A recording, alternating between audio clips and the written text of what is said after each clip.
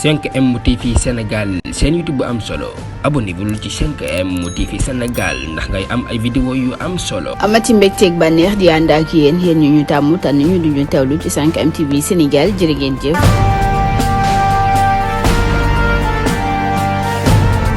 mbokk yi siifur 5M TV Sénégal dal leen ak jàmm ndeysaan ay jeexit yoo xam ne ña ngi koy gis ca jëmmi Pape Alé Niang mi nga xam ne rek niki fan yi lañu ko bàyyi sa ndégg ni ko tubaab di ko woowee liberté provisoire ginnaaw bi nga xamee ne rek dañu ko jàppoon ci lu yàggul dara fan yi yëpp rek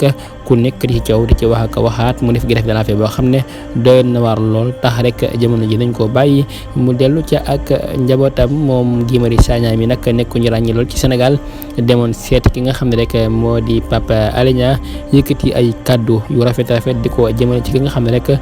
moo di Pape Alé Niang naan Pape Alé Niang daal nekk na koo xam ne bëgg na am réewam nekk na koo xam ne journaliste boo xam ne bëgg na liberté ci mbooleem journaliste yi nga xam ne rek ñoo nekk ci Sénégal ku nekk rek yaa ngi yëkkati say kaddu di ko jëmale ci ki nga xam ne rek moo di Pape Alé Niang mi nga xam ne rek niki fan yi lañu ko bàyyi waaye daal lu ci mën di am rek ñu bëri ci Sénégal yi ku nekk yaa ngi koy ñaanal ginnaaw bi nga xamee ne dañu ko bàyyi nag ku nekk yaa ngi koy seeti ku nekk rek yaa ngi yëkkati say kaddu di ko jëme ci moom di ko ñaanal moom Pape Alé Niang mu nekk loo xam ne nag rafet na lool waaye daal lu ci mën di am daal moom Pape Alé Niang ay jeexit yoo xam ne dañu koy amee jële ko fa nga xam ne rek moo di ca prison ba ginnaaw bi ñu ko bàyyi daal gis na daal am na ay jeexit yoo xam ne ma ngi ca yaram ba moom mii di Pape Alé Niang mu nekk loo xam ne nag métti na lool waaye daal dañuy gis ne lii lépp ab jaar-jaar la boo xam ne rek xëy na mënul ñàkk ci ak dundam waaye daal lu ci mën a am na xam ne rek yàlla moom lépp loo xam ne ma ngi koy def rek daa fekk ne moo gën ci ab jaamam. voilà kon mbokk yi jox leen dig daje beneen incha allah ci 5M TV Sénégal jaa ngeen jëf